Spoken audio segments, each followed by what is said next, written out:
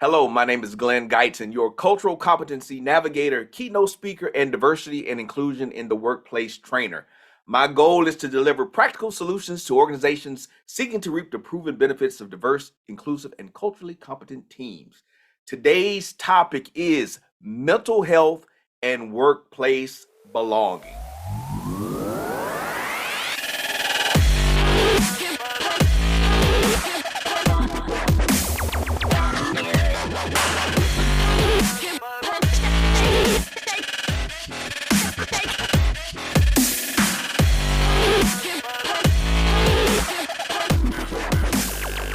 Today's topic is mental health and workplace belonging.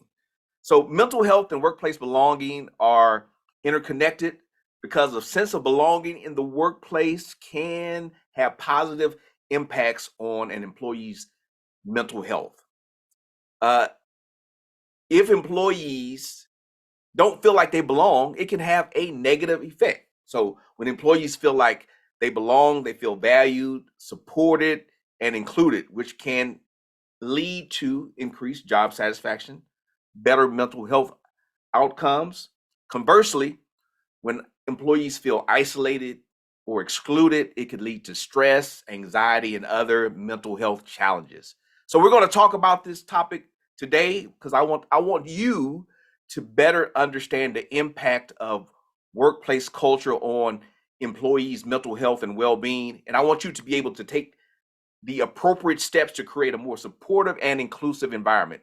It also helps to reduce the stigma around mental health issues. So for some of my maybe older supervisors, you need to hear this and promote open and honest conversations about mental health in the workplace. So I have brought in an expert because by no means am I a mental health expert. I brought in my wonderful friend Crystal Joseph as a guest today. I've known Crystal for, I don't know, maybe 25 years. Crystal specializes in anxiety, depression, psycho-oncology, racial identity formation, and cultural trauma, particularly in the Black community. She has 16 years, I didn't even know you were that old, 16 years of experience working with persons affected by mental health challenges, systemic barriers, and culturally traumatic experiences. She's an alumna. I like how you put alumna. I like people that know how to use those terms. She's an alumna of William and Mary. They say that's kind of like an Ivy League in Virginia. I don't know, but that's what they say. And she received a Master of Arts in Counseling Psychology from the Chicago School of Professional Psychology in Washington, D.C. So, Crystal, she has a great practice. She has a number of books. She's an active member of the community. It says in your bio you were on a HBO docu-series. So I make a small cameo Well, appearance. you were on it. Own it. You were on it. Okay, Okay. yeah, All right. yeah. Let's hype that up. And and she's also an author of a couple of books: Pound Cake and Private Practice, 5 Things I Learned About During the Pandemic. That's number 2, right? Yeah, You also that's the have second Pound one. Cake and Private Practice, the first version. And is that it? Is that all your books? Yeah. There's a small research article that came way back when, but yeah. All right. And so just welcome to this segment, Crystal. So great to be with you. How are you doing today? I am doing okay. It's beautiful and sunny here. So Beautiful glad to insight. be Hey, with friends. you know what I need you to do, Crystal? I'm gonna have to get you to do one of those. What is it, ASMR Oh videos my gosh, with yes, your we've been voice? talking about this. My voice isn't like that, but Crystal, hey, I'm doing great. It's wonderful today. We need to get you on one of those YouTube channels doing that and talking and eating bananas or whatever those folks do on those I eating know. eating crackers or whatever they do. But I need a mic. I need a beautiful mic like yours to pick all that up, right? Yeah. All right, let's talk about this topic. Building a sense of belonging in the workplace. You know, in your practice, have you had to work with people that are like stressed out at work and like how what have you seen in your practice related to this topic? Yeah, I think it's a good topic because as adults, we spend more time working than we do playing. Yeah. As Glenn introduced me, I'm in the DC metropolitan area.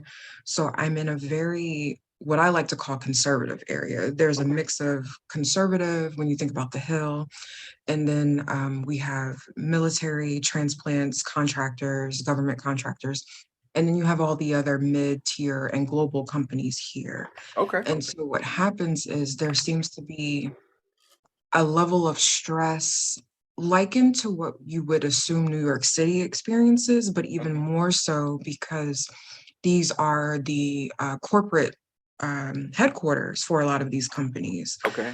spanning through Arlington, DC, and Baltimore. And so, what I typically see is what we now know as burnout. Hmm. I also see my middle age to boomer age folk starting to, I guess, experience friction with what they thought was a life calling. Oh, And they're like, wow. I just can't do this anymore, but I don't know where else to go because of my age or Oh, wow. experience. Okay. So they feel stuck.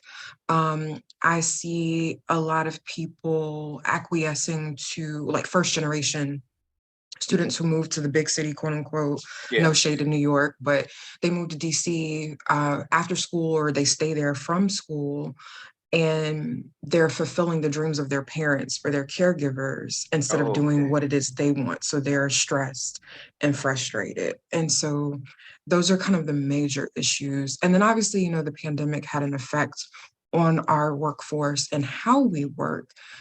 So the bleeding of environments.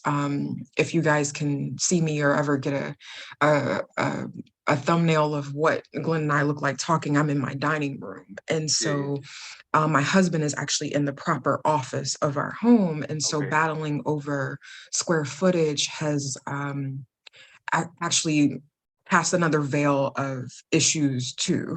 So are you saying your husband is stressing you out? Is that what you're trying to tell us? No, Oh, okay, okay. I no, thought that was you no. just trying to tell us if you maybe you need some therapy, but I'm here for you.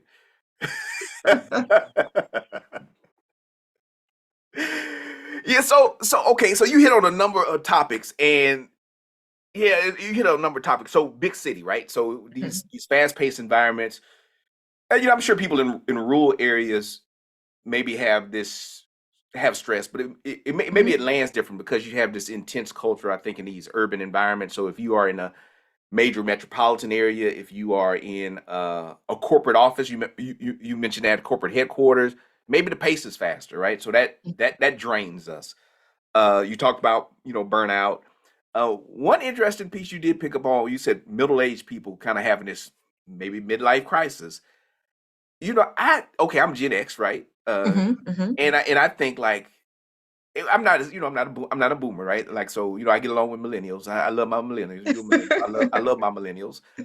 But you hear Gen Xers and baby boomers saying, "Oh, this is just a Gen Z problem." Like this is a millennial problem. They're the ones that have mental health challenges. But you're telling me that, hey, we got to watch out for these old people too, right? Correct. Yeah, And I mean, I'm not trying to offend your audience. One of the I guess work jokes or demographic developmental longitudinal jokes my colleagues and I have yeah. is the boomers cause some of these issues that they complain about. Oh, yeah, yeah, yeah, Yeah, and so and I don't say that to be insensitive, but I say that in the sense of because of their decision making, yeah. opportunities, lack of knowledge they did have access to, they made decisions, and of course there were grand ripple effects across the Ooh, okay, generations okay, because of how they engage with everyone beneath them. yeah. So Crystal says, "Boomers, it's your fault that you have destroyed the mental health." No, you didn't say that. You didn't say that. I don't mind No. offending my audience, but no, we have to take some responsibility, right? All of us are responsible for creating the culture at work, and so Hmm. we can't point the fingers at like if we're older. Oh, this is young people. They don't know what they're doing. They just they lazy, and the young people can't just point the fingers at the old people. I mean, we all have some responsibility in this, and I do Right. think that you mentioned the transition of COVID, right? COVID had Mm. a real significant impact on the culture of our world, how we do business, how we see business, work-life balance, and the paradigms that boomers set kind of evaporated overnight, right? And I feel like it's some tension trying to go back to that, right? For a number of Yeah, reasons, we won't get into all that, but that's it's fair. now we're in this culture. cultural transition shift, and hey, do we need to go to work every day? Do I need to work 8 hours? Do I need to be driving back and forth? Can I just work by Zoom? All that stuff is going on in the workplace. I think it's kind of giving us some whiplash. Yeah, I agree. And to happen so quickly, right? Like w- cabin fever of 2.5 to 3 years, yes, we've all experienced it. Yep. Everybody's itching to get out. But in the grand scheme of things, 3 years is a drop in the bucket to what you're describing of like the legacy of what we know work to be. Ooh, yeah, yeah, yeah. So Mhm. like, It's yeah, the whiplash is real and it's caused major repercussions at a corporate level. I'm a small business owner. yeah, I don't have to make decisions that affect thousands of people, but I've yeah, had to make decisions over the past years that there was no precedent for. I, yeah, I had yeah. to like take risk assessments. Uh-huh. I had to look at liabilities. I had to look at the team. I had to look at my clients. And then I had to just make a decision. And I had to be able to accept whatever those consequences were, Yeah, yeah, good, bad, or indifferent after the fact. yeah. Yeah, Crystal, you're always such a good guest. I like having you. I have a couple of crystals in my life, Yes, you do. that are really nice. I like all my crystals. So Thank you. you're one of the first that I knew though. Um, so yeah, and so okay. Yeah, so it's just 3 years of dropping buck, but it seems probably like forever, especially for younger workers that are coming up, and then now we have with Gen Alpha. I don't really know a lot about Gen Alpha yet, Oh, but that's the new that's the name? new thing, right? They get Z, so now we start over. Now we got Gen Alpha, Ooh, but those okay. are the ones that are. I mean, they're really young, right? So my kids would be Z's. There's Z. Yeah, they would be Gen Z. So Gen Alpha is this next up and coming generation. So we'll see. They're like Yeah. fully digital, fully phone, like, Mhm. all the way. They don't know anything other than like Snapchat and all this other stuff. So that online world is real for them. But they've been through a whole lot.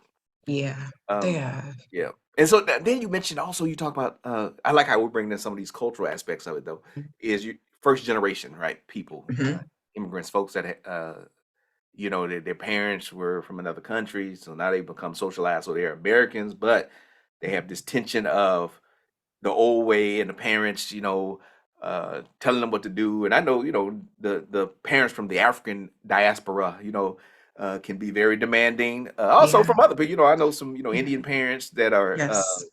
demanded to Indian parents. And Yeah. so there are some cultural expectations, and you representing for the family. You may be the first to actually have some sense of American success, right? And Mhm. so yeah, you're in a workplace and you had this burden. So you feel like you don't belong, right? I've worked with some immigrant Mhm. people. Maybe if you are a direct immigrant, you don't feel like you belong, but maybe even first generations have some of that sense of isolation, right? Because you're kind of struggling, like, these are my people, but now I'm not a part of this. I'm American. I really don't know about the motherland or wherever I came from, but I still have motherland expectations on Yeah. me here in uh, the U.S. So I'm sure that can feel isolating.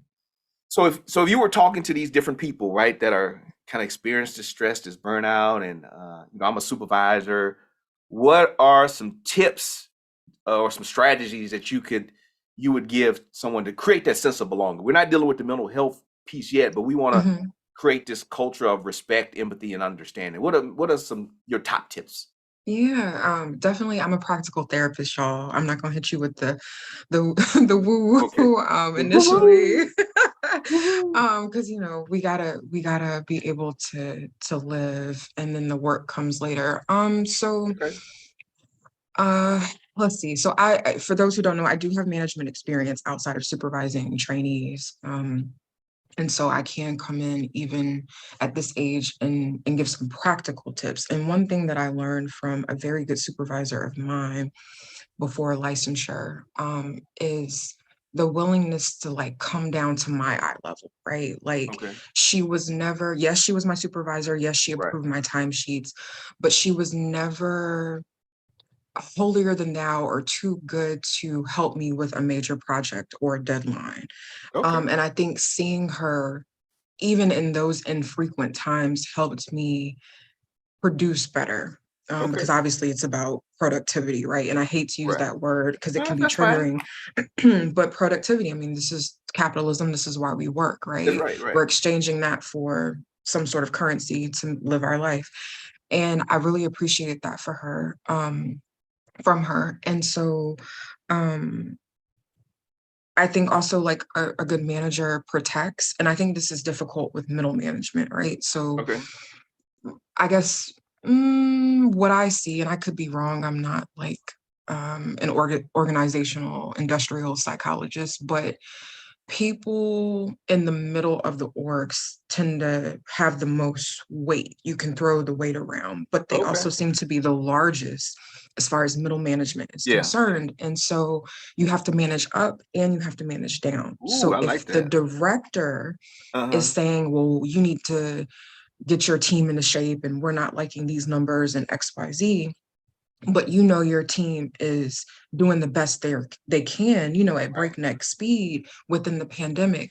That's where, the rubber meets the road, where you have to really draw into yourself and say, okay, I'm going to hear what the director is saying above me, but I'm going to honor my team below me. And I'm not going to present this message at 100% from what the director said, because that's going to ruin the morale, right? Oh yeah, So yeah, you got yeah. to go to your team to say, this is coming from the top, but this is what I know our data and our track record to be. And this is Uh-huh. what I'm going to do to help us.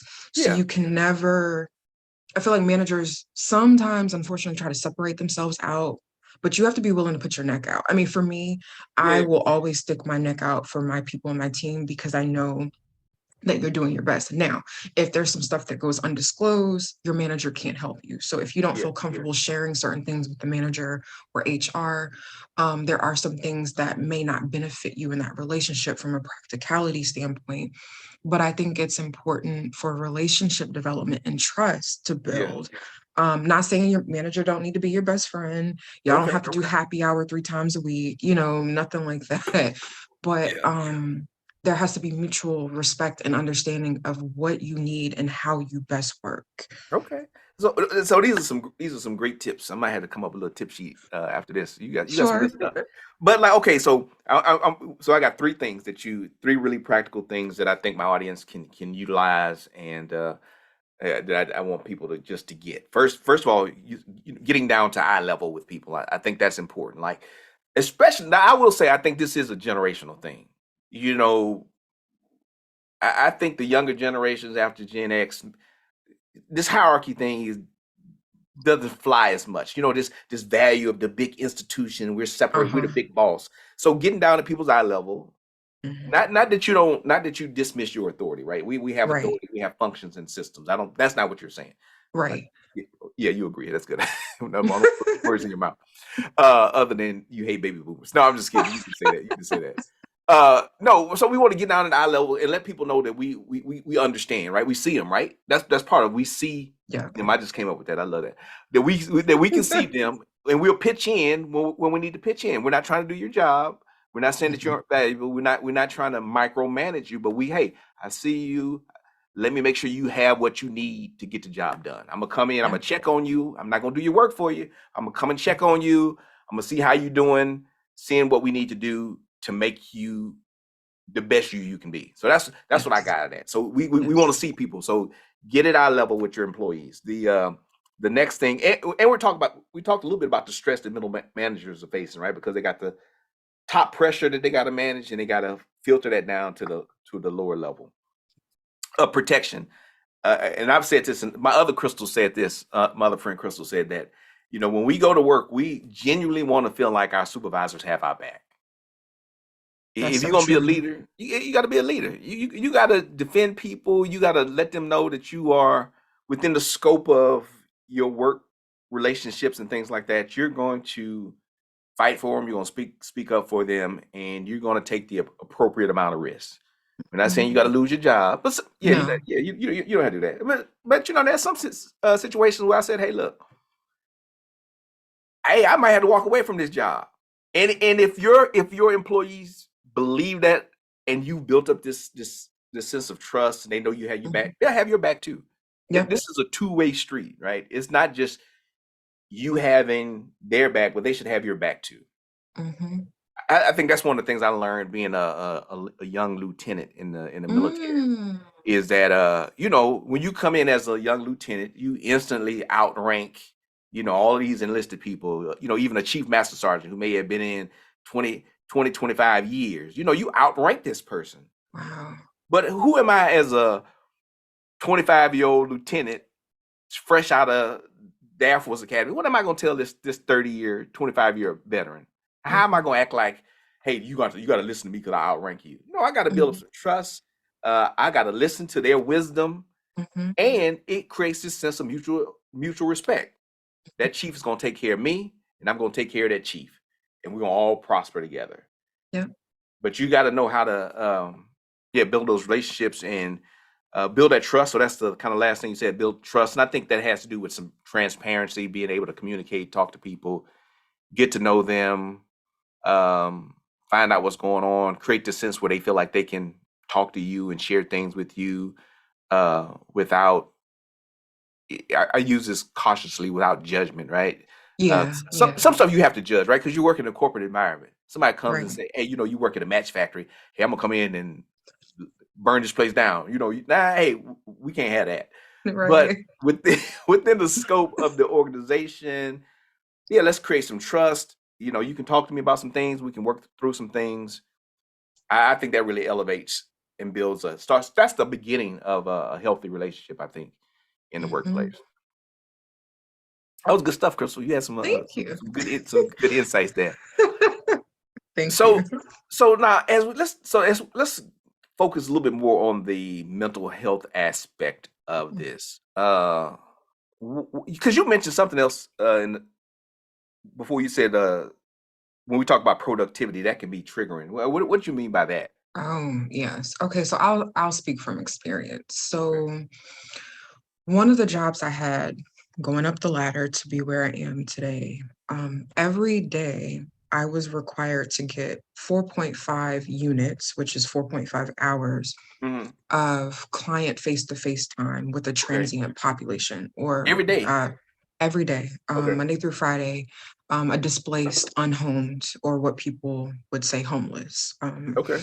And so it was difficult because with a housing first model, these persons didn't understand what it meant to be fastened to a home in the way you or I like to be at home or what have you. They've been moving around most of their lives. So it was difficult driving through DC, the District of Columbia, finding Uh-huh. people to give them their psychotropic medication and their per diem. And so I would So come you back just driving and around finding homeless people, or like in the neighborhood? I mean, but they're part of the these. program, Okay. Okay. but I know around what quadrant. DC is in 4 quadrants, you guys: northwest, southwest, northeast, southeast. So we were Okay. assigned quadrants by the Yeah. day. Yeah. And I'm pulling up to the office 8:30 a.m. and I Yeah. was getting off by like 5.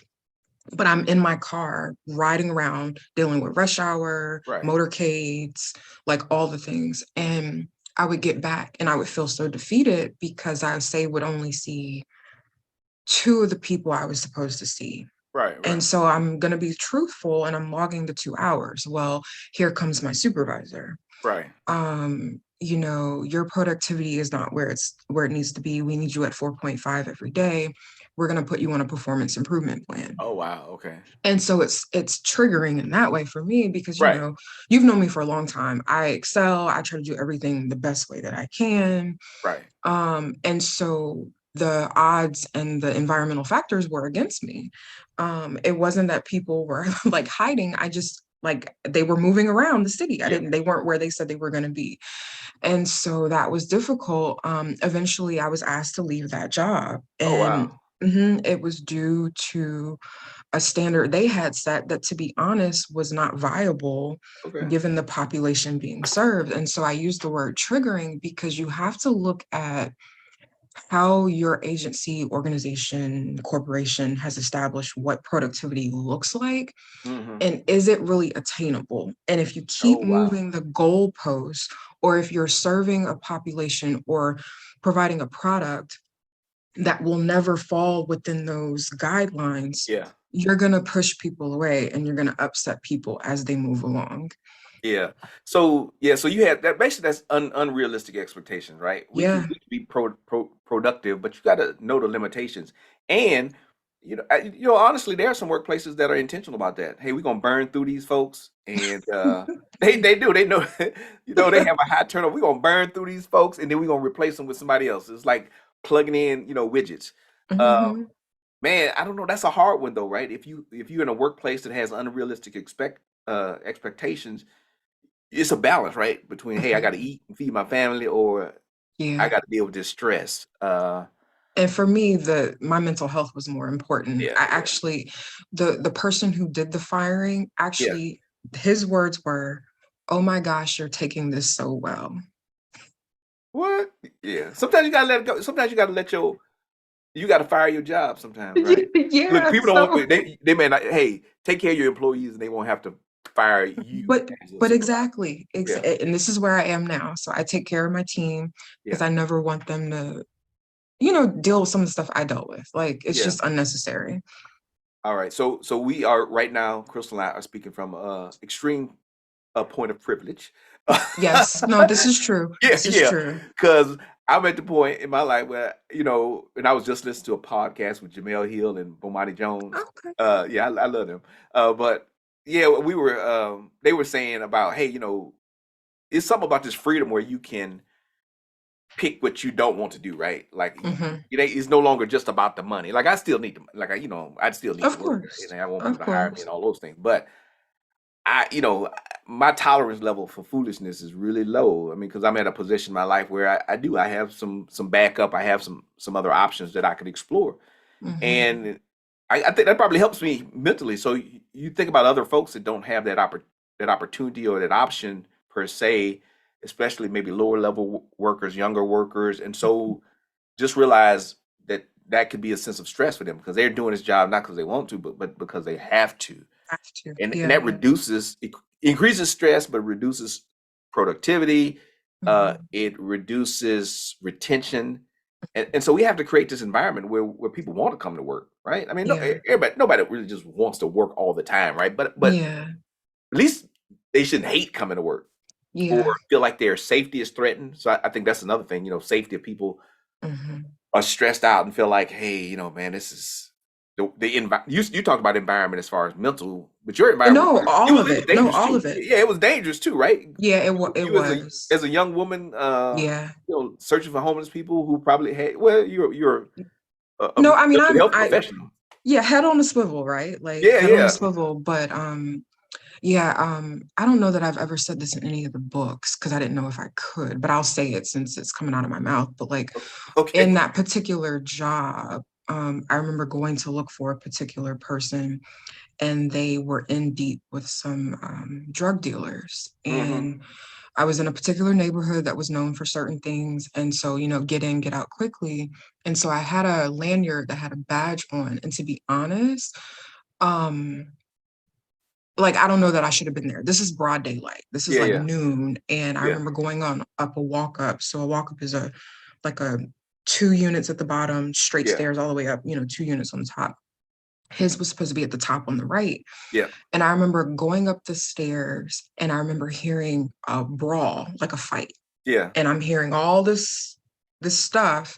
And I'm like, okay, time to go. I'm not knocking on this That's door. right. That's what they do. I don't know what's going on in there. I got in the Right, car and left. And so that's the thing. It's like, how can my supervisor or the company expect me to get 4.5 hours when you're not looking at the environment that's right. affecting the people that's producing whatever mechanism Yeah, yeah, of yeah. capitalism? Like, Yep, so it's just frustrating. yep. Because I would have ran as soon as I heard that. Oh I, yeah, I was gone. I was gone. I Track like I ain't. star. I'm sorry. I'm gonna get a point 0.5 hours a day. I'm not dealing with this foolishness. I'm going home. Yeah. So yeah. So all have different environments, right? And it is relative to what we do. Maybe we work in the hospital medical environment, so we have some Mhm. risk there. I don't know, educational environment. I mean, I think all of our environments can have these unrealistic expectations of what we Mhm. can do in any 24-hour period or Yeah. 40-hour work week, and so I think we have to be mindful of that. And so what are some other things that you think maybe create some of this stress? And I know you have, various clients. Mm, What's on some of their minds? I mean, I know you can't tell me specific yeah, clients, but no, yeah, but that's in general, fine. yeah. Yeah, I'll give you themes. Something that you said a couple minutes ago about the cultural thing. I'll go first generation for a Yeah. second, right? Yeah. Of any age, or just an immigrant coming to America for various reasons and privilege. Yeah. A lot of people I've met, whether they were being served by me directly or they're family members of the person I'm serving, it's it's hard for me to hear that they were engineers in Uh-huh. their country or they were the Oh charge yeah. nurse in their country. But the minute they step foot here, Man, their training and degree don't, um, doesn't they're not translate. equivalent. Yeah. Yeah, And yeah, yeah, so they're they're forced into lower level um hourly wage jobs, yeah.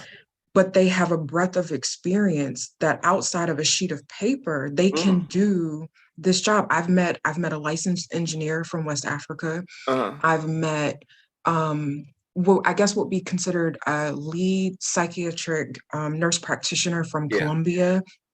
And it's just hard because our system says absolutely not. You got to go back to school. You have to get the American XYZ. Yeah. And then, that's already a slap in the face for those who have been spoon fed the American dream. And Yeah. Oh, in yeah, my yeah, opinion, that's, it's a lie. You get in, you fit in, you make it what you can, yeah. whether it's a dream or a nightmare, I don't know.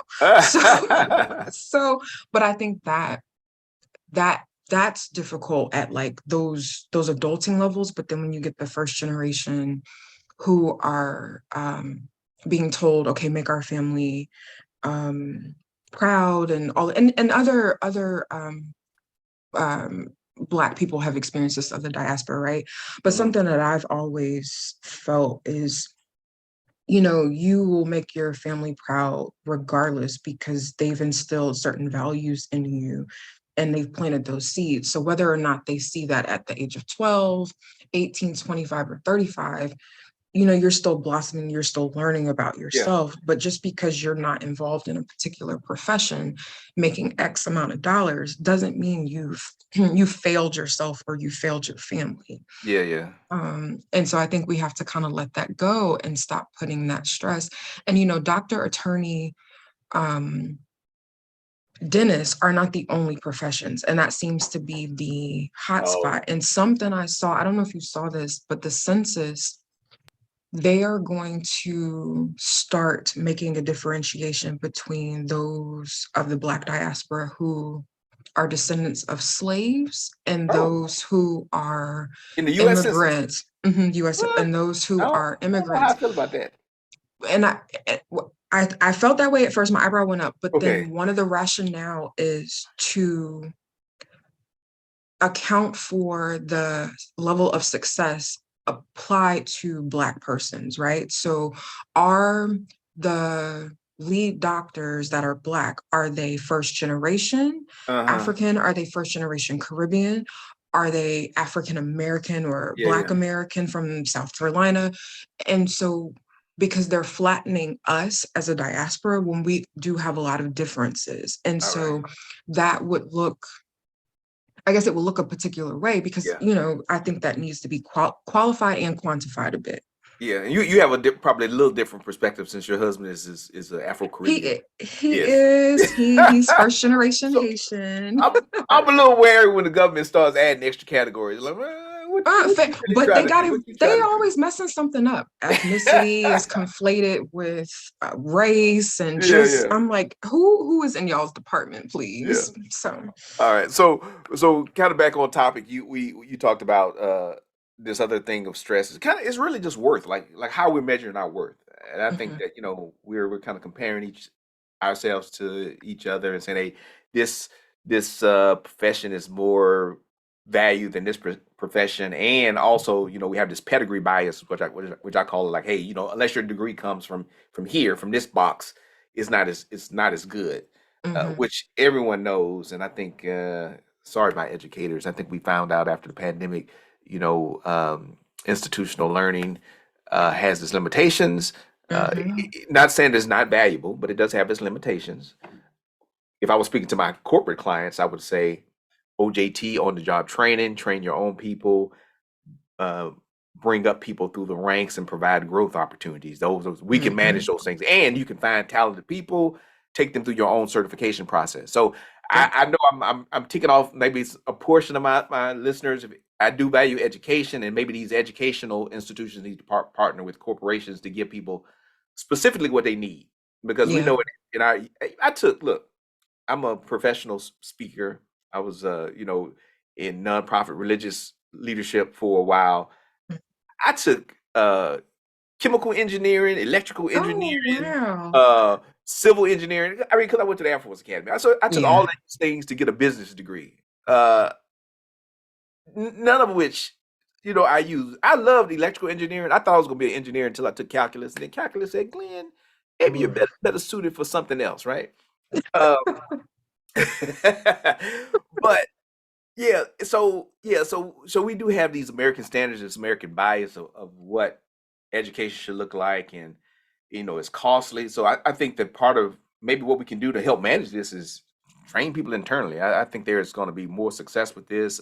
Online learning. There are so many opportunities for us to be equipped to do what we need to do, on the job training, mentorship, all those things.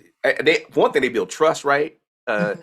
they build a sense that the organization values you, by pouring into you, developing your gifts, and then people see, hey, this is my path. If I stay with this company, there's a pathway for growth, and I Yeah. think that helps us relieve some of that stress and other Yeah. things. And I think that circles back to me, that is the beauty of the boomer generation. Uh huh. Those values you just named to me come out of that generation. Okay. All right. And All I right. feel I like how like, you redeem yourself with the boomers. Go ahead. yes, I will Okay. always give credit where credit's due, because like there's a case study they give us in grad school, but when you hear like the generational concept of like, oh, my father was a mechanic and he Yeah. brought me in and I worked on cars, Oh yeah. kind of Yeah. like, Right. yeah, like you set the Yeah. example. And it Right. doesn't mean that that has to be your life course, but due to proximity and maybe a love for, tinkering, you love it, right? Right. Yeah. Yeah. Yeah. And so yeah, the on the job training, like all of that to me is so important, because I tell people, especially to your point about privilege, people that have trades sometimes feel like they're beneath other people that have other skills. And I have to tell my clients all the time, until the day someone walks up to you with a machete and chops off your hands, Yeah. you will always have something worthwhile. So Yeah. to Yeah. all the cosmetologists, women always want their hair done. Like, Right. I mean, Right. and pay good money for it. So to me, y'all are pulling more capital and have more um, currency with the general public in your product and service than some corporation pushing the engineering for AI. I Right. mean, I say that lightly. I mean, that's obviously the Yeah. next No, yeah. big Right. thing, but Yeah. people feel lesser than, and I'm like, no, you Yeah. shouldn't. No. You have a great skill. Yeah. Because I know I pay folks to cut my grass and Yep. put my mulch down. I'm not trying to do that anymore. Again, I'm speaking from some privilege, so Privilege. I do Yeah. understand that. I do understand that.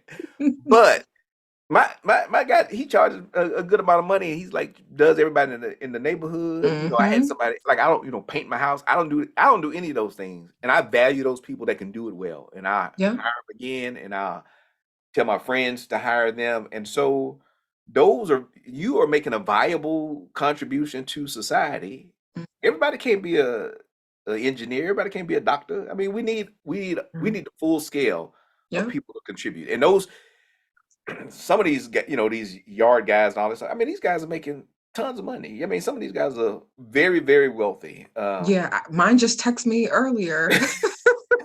They're starting their spring Yeah, rounds. I'm yeah, like, yeah. yes, My bring the mulch. Yeah, mine came over here. Hey, we can put down some what's that thing that the manure stuff they put down? Oh, Compost. Yeah, fertilizer. compost. They put down the Oh, compost, and then we compost. gonna cut your grass. I'm like, man, you showed up. Like he just showed up. Like, hey, I'm getting ready to do this. I said, hold up. I need to know how much this is gonna cost.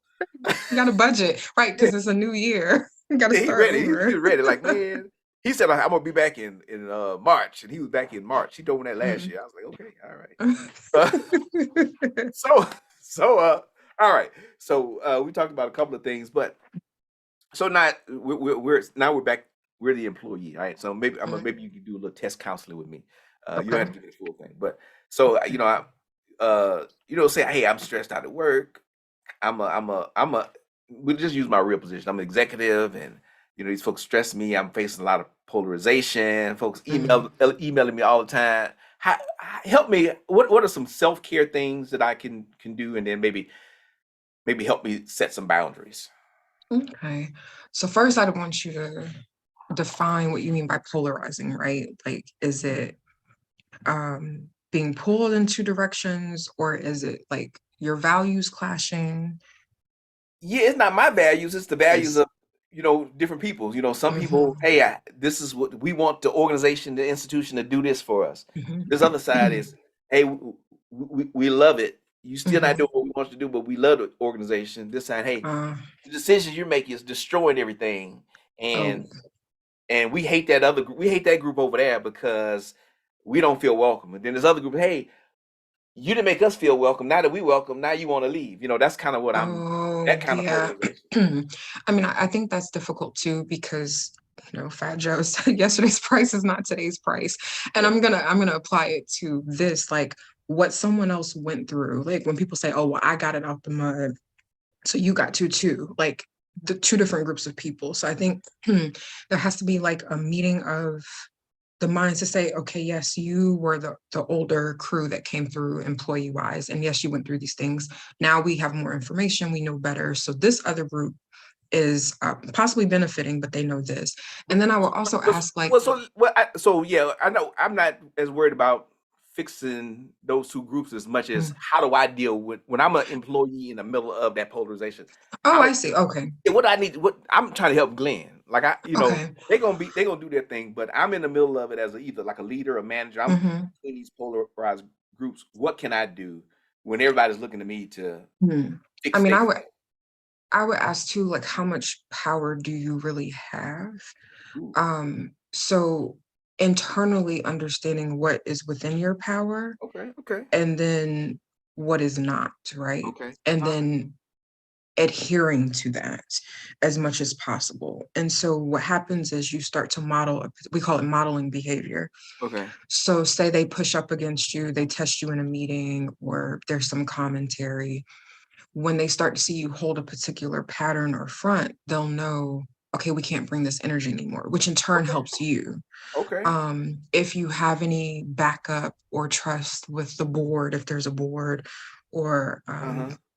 I don't know how corporate structures are Yeah. always defined, but someone you can go to. I know a lot of my C-suite executives have business coaches and mentors too that are either getting ready to retire or have run some major company, Mm-hmm. and they kind of sit with that. So I think having someone else outside of like a therapist to Okay. pragmatically dump on Okay. is good, because then you kind of know your wares, like, okay, am I within my right? And then, setting your boundaries. Like for me, for example, in my signature line, I have, and not that everybody reads, Mm. but I have answers email from this time to this time. Okay. Yeah. So that Yeah. if you happen to get a response or you're trying to figure out why hasn't she emailed me back, you know that I'm not ignoring you, but my focus as the CEO is somewhere else, right? So you Yeah. can start, that's another like breadcrumb. You can start to give people like, okay, Glenn isn't mistreating me. He's not ignoring me, but Mhm. he's at a conference. He's in with the board. He's, cutting a ribbon on this stuff, whatever the Right. the situation is. So I think you have to do little things that incrementally add up to these larger than life things for people to respect and recognize. Okay. I like that. That's good. That's good stuff. So modeling the behavior, which I think Yeah. all leaders should pay attention to that. Model the behavior. If you Yeah. as a leader are anxious all over the place and fearful and confused, the people that follow you are going to be like that. I believe Hmm. leadership really has a place. And so as we think about creating the culture, being more inclusive, creating a sense of belonging, it's going to start with you as a leader. It's not going to bubble up from the ground, the lower level workers. You're setting the tone. Probably as a line leader, a mid level leader, you'll have a big influence. But I think executives and people have a significant role because then how you treat your middle managers and all those things will filter down. So middle managers, you do have some, I think, some power in this. Uh, have a professional person to dump on. I like that. And you did mention kind of therapy. I probably need some therapy. I always feel like I always feel like I don't have time to go get it though. Oh no, you gotta make you gotta make time. Okay, and I'll tell you this, and this is personal preference, but Yeah. I see some people on their lunch break. Getting therapy. They lock their office or they're in their car, non-moving vehicle, Yeah. and they're eating. And I have no issue with that. If this is the time that you can make and it means you're gonna have some peace of mind, then do that. Yeah. I also take people later in the evening because the average American is working and doesn't have, you know, the flexibility. And then I have some colleagues who do 7 and 8 a.m. sessions. I'm not a Okay. morning person, so Okay. you'll never see that from me. Yeah. Um, but I applaud them because they're getting in the people like you, those execs who Hmm. need that space, you know, before or after their workout and before their day of meetings and all Hmm. that. So, I mean, you gotta carve it out. You gotta 24 carve out hours. time. Yeah. You gotta carve it out. Yeah. And I would even say I add this, physical stuff. I've been going to, I do Pilates now because Okay. I'm 50. I need to be able to stretch. My Uh-huh. goal is to get up out of my chair when I go. You know how old people do. I'm trying not to do that, right? Uh-huh. So in balance, right? Balance. So I'm doing Pilates and some other stuff, but yeah. So I'm making time for that, and I'll probably try to make some time for this mental health stuff. But I do have, Yeah. like you talk about the person to dump on. I do have a good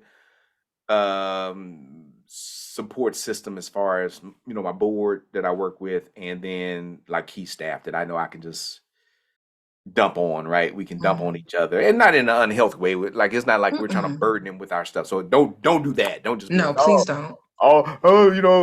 always woe is me. No, I mean we talk Yeah. and we laugh and we joke and we can just be a little bit more transparent with each Mhm. other. Like, did you see that email from Joey? That was crazy. Yeah. And then we can kind of Yeah. laugh about it. Okay, what's our strategy moving forward? But it's good to have. Right.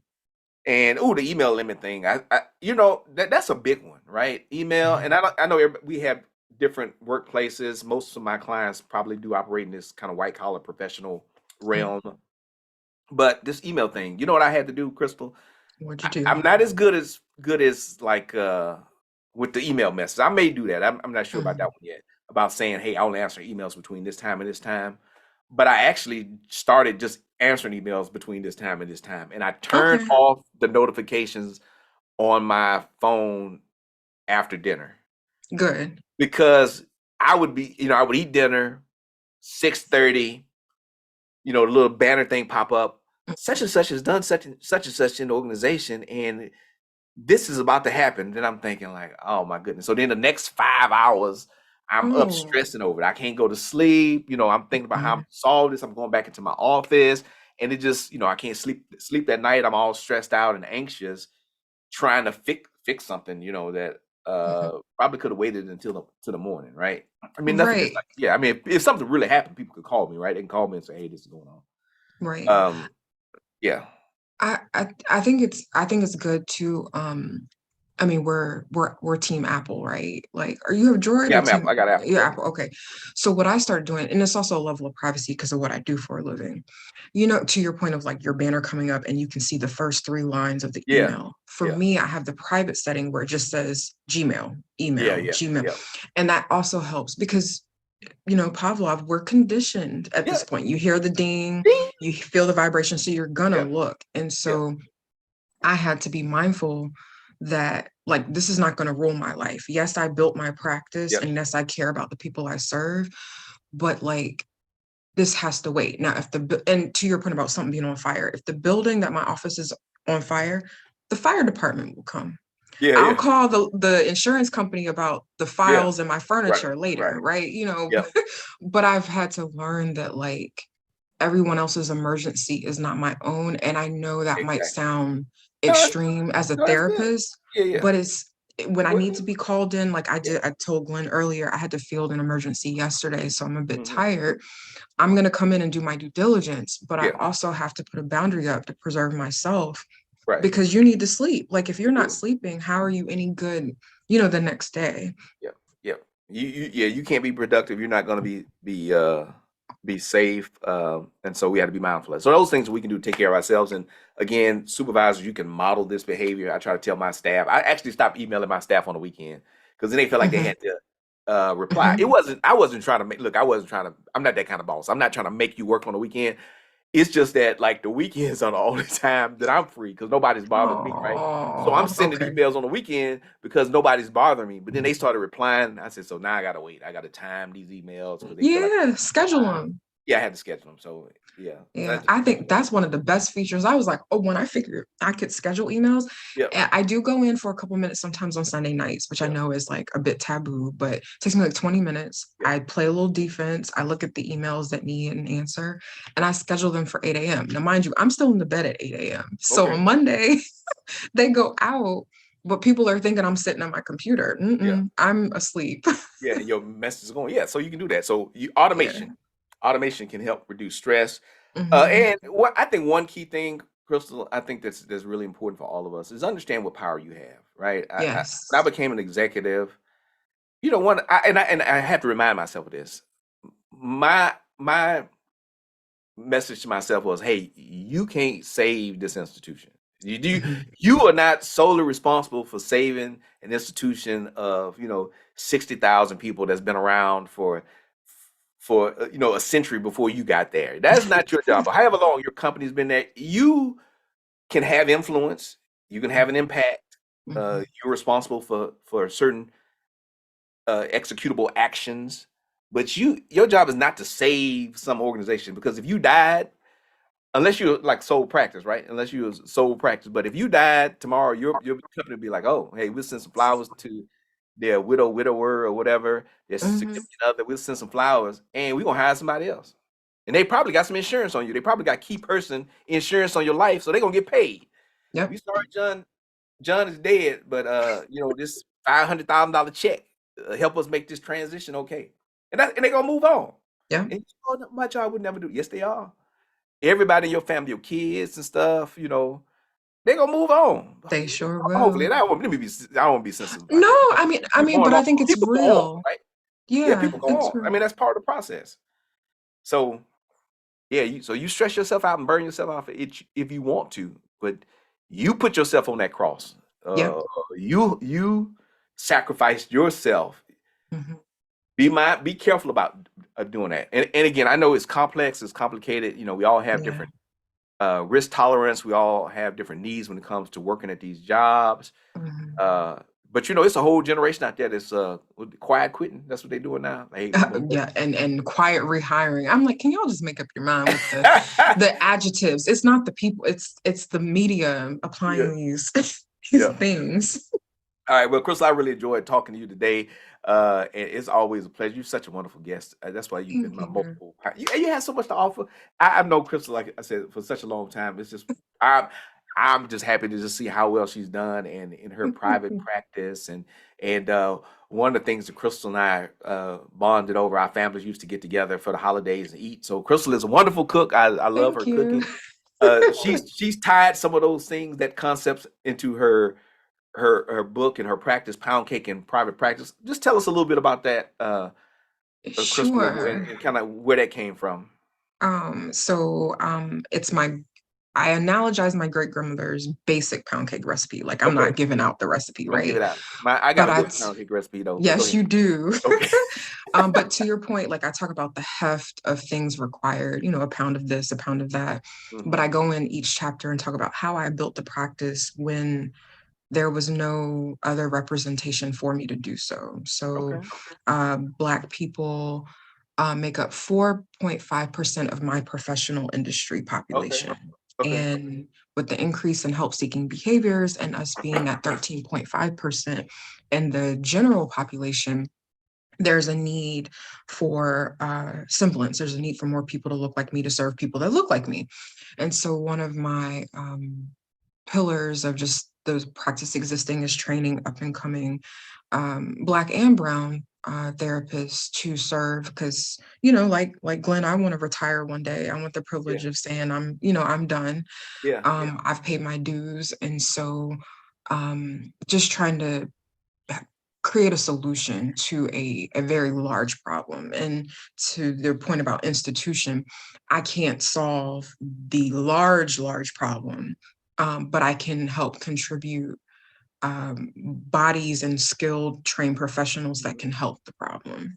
All right, I like that. So I mean, yeah, and so yeah, we can take a bite out of like things. We may not be able to fix the whole problem, Mm-mm. but you want to make an impact and a dent. And I think this is the beauty of diversity, equity, and inclusion. You are part of a racial identity group or gender identity group, and you're saying, hey, can I pull in more Black and brown people, more women Mhm. into this practice? And I think that's noble. There's nothing wrong with that, and that doesn't Yeah. mean that we don't value other cultures, other genders, other people. But sometimes representation is a problem. And if I'm going to go to a therapist, especially in some a field like this, that's deeply personal and intimate, Mm. I want somebody that understands, Yeah. kind of where I'm coming from, that has a similar maybe worldview, Mhm. or can at least empathize with me and relate in ways that others may not. So it's Yeah. important that we have Mhm. diverse, well-informed, skilled people from all different backgrounds. That's what this is about. Some people, think this is about cutting folks out, right, or diminishing No. someone else's gifts, but it's not. It's really about elevating everyone, elevating our Abs practices, mhm. uh, increasing access and opportunity. Yes. Right. That's one Yes. good thing. Creating more opportunities for people to be active contributors to in whatever form or fashion or whatever industry Yeah. we're thinking of. So I applaud that, Crystal. I Thank you. applaud you in your work and being an entrepreneur. Y'all can check out her book, Pound Cake and Private Practice, on Amazon. It's on there, right? It's on Amazon, Mhm. right? Yeah. So Mhm. Google that, and your website. Yeah, so there's poundcakeandprivatepractice.com for the book stuff. There's private practice templates for people just starting out that don't know Oh, what to do. okay. And then Psych Your Mind, no H, is the actual clinical counseling services. Me and the team are there to serve you, so All you right. can find us there. All right. And so if you were in the DC area, you still accepting clients? Me personally, no. But you got I like a got a whole lot team going now, right? on, You got but a I have a whole whole team. Yeah. I actually All right. have someone coming back. She starts next week. So, building Did an she quiet? Did she empire. quiet quit, or she No, just? oh Oh, no, okay, that's regs. No, those are following the regs. She finished internship, had to take her board. There's okay, what is that called? Like a limbo period, I guess. okay, okay, So yeah, they can't be involved with clients. And then if she chose to come back to work for me, she signs a contract, comes back and okay, starts residency. okay. Yeah. All right, all right. Well, good. Well, congratulations on that. Thank you. Yeah, and thank you all so much for joining me on this episode of this podcast and being a part of my community. I really appreciate it. Today we talked about belonging and mental health in the workplace. There are some things that you can do as supervisors to help create that sense of belonging. Working with your staff and employees, mentoring people, getting on their level, eye level, protecting people, and creating this sense of transparent communication and trust is really important in the workplace.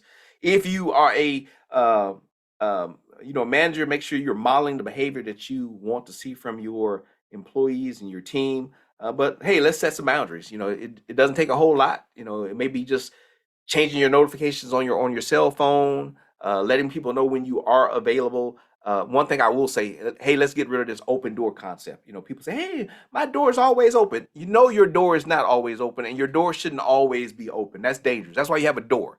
If your door is always open, just get rid of your door. No, your door is there for a reason. Be intentional about the times when you are available so you can be fully engaged, so that people know that you are there for them.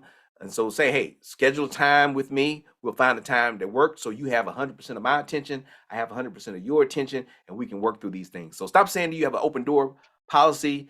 Let your people know when you're available, and when you are available to them, be 100% available. Thank you so much. This is Glen, Guyton, your cultural competency navigator. I have some links down below in the description. Check them out. We'll talk to you next time.